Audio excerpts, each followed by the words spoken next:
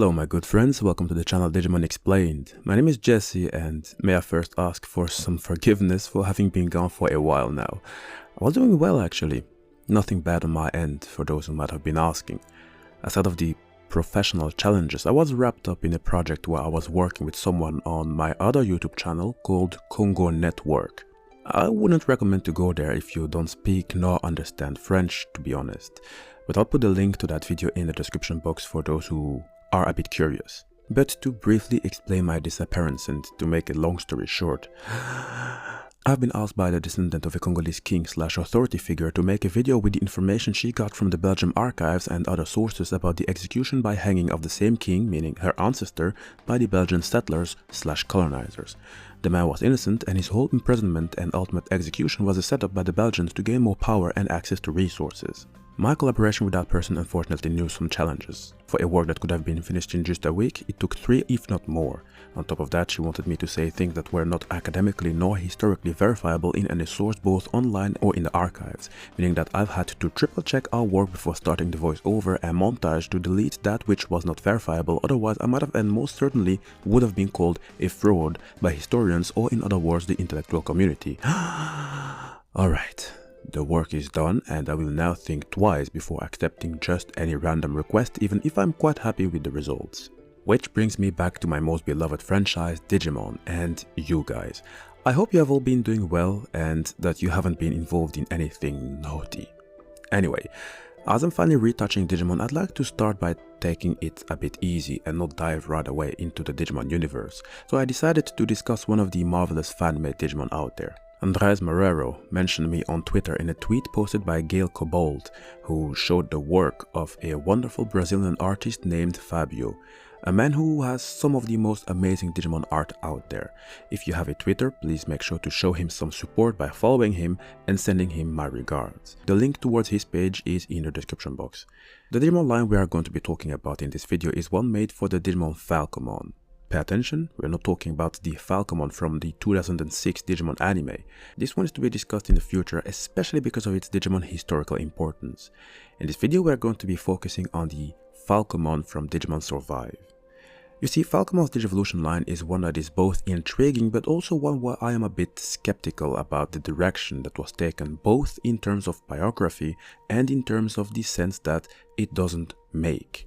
Let me elaborate. Falcomon is an avian Digimon at the rookie level who is based on the Peregrine Falcon.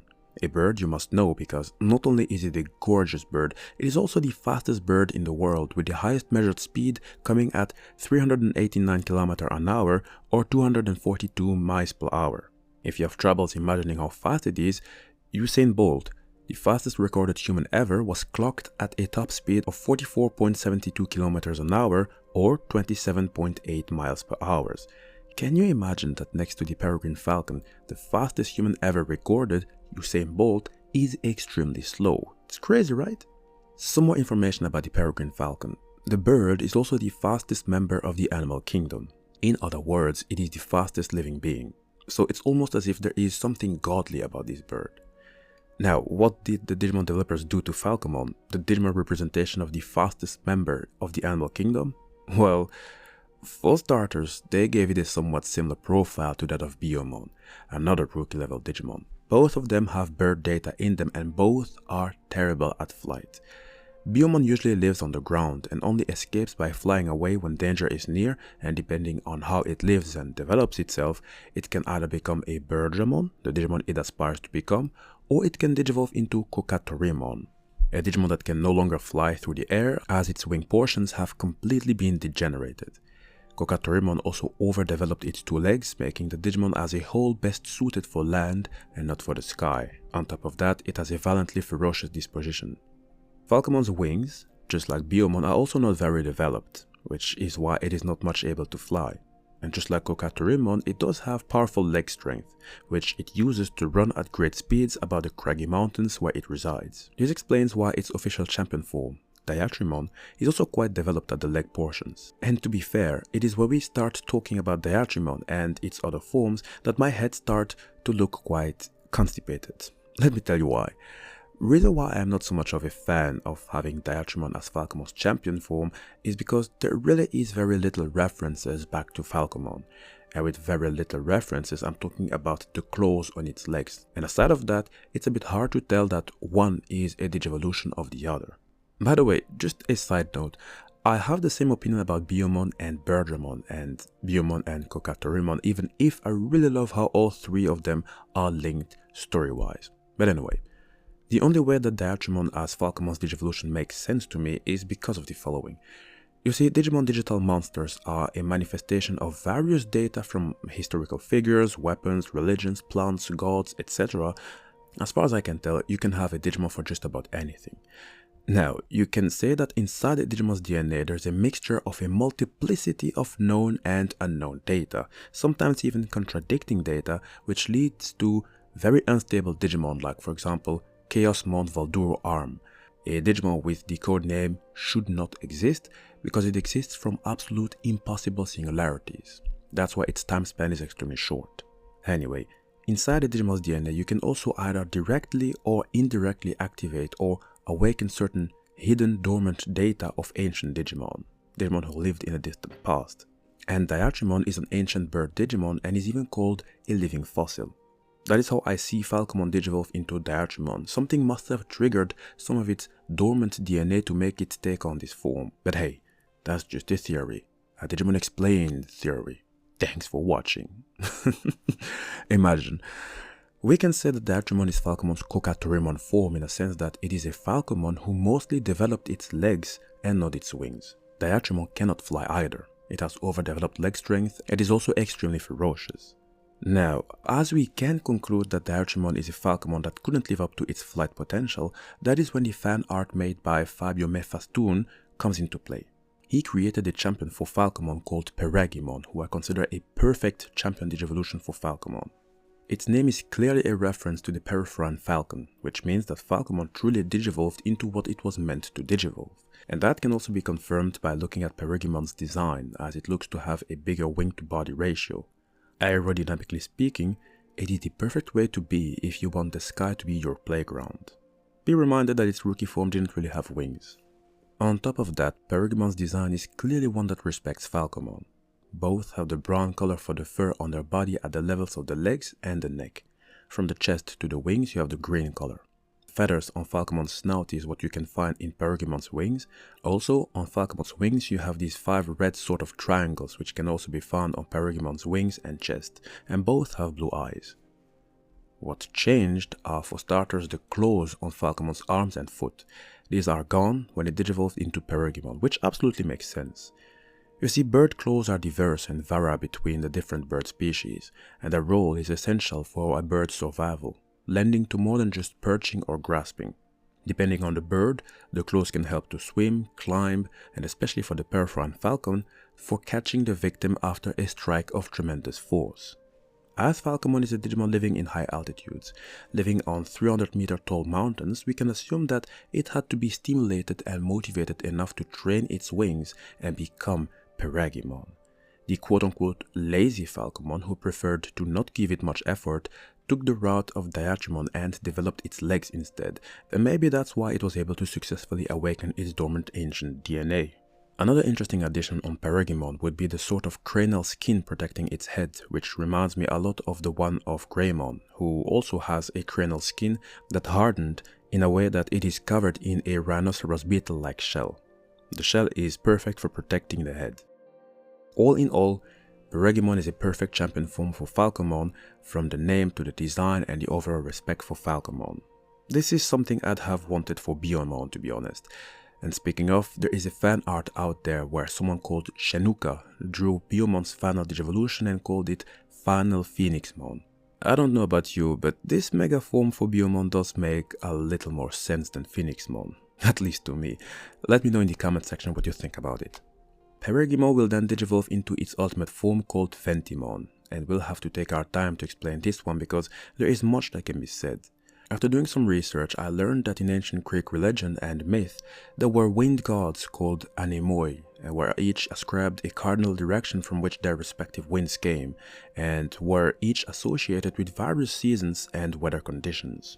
The anemoi deities have their equivalent in Roman mythology, and over there they are called Venti, which means winds. So Ventimon has data from deities and got this magnificent humanoid appearance, which also makes a lot of sense when taking into account the effects of Digivolution. You see, Digivolution to champion level usually results in a Digimon growing larger than its previous form. Agumon and Greymon are an example. Falcomon and Peregymon are another. However, when a Digimon goes into the ultimate level, it can often cause the Digimon to refine its strength and decrease in size to take on a more humanoid form. The Cactus Digimon Togemon becomes the Fairy Digimon Lilymon, the Canine Digimon Garurumon becomes the Werewolf Digimon Weregarurumon, and the Peregrine Falcon Peregymon becomes Ventimon, a Digimon possessing arms with wings and the upper body of a Oh, I see better now. Ventimon is really inspired by Greek and Roman mythology, isn't it? It looks exactly like a harpy, creatures listed among the guardians of the underworld, sometimes even called the hounds of the mighty Zeus. No wonder Ventimon bears a striking resemblance to Harpymon, a Digimon called the Snatcher, due to it stealing valuable data from databases. I think Harpymon and Ventimon would make good rivals or allies, maybe, depending on the story. In terms of design, Ventimon respected Falcomon's themes. The colors were respected, the sort of red triangles on Ventimon's chest and wings also made their return, and you can clearly see this wonderful transition from the animal becoming a humanoid. I love how the eyes are also hidden behind what almost look like a piece of technology. The covered eyes are very common among angelic Digimon. We even came with our own theories to explain why they always cover their eyes.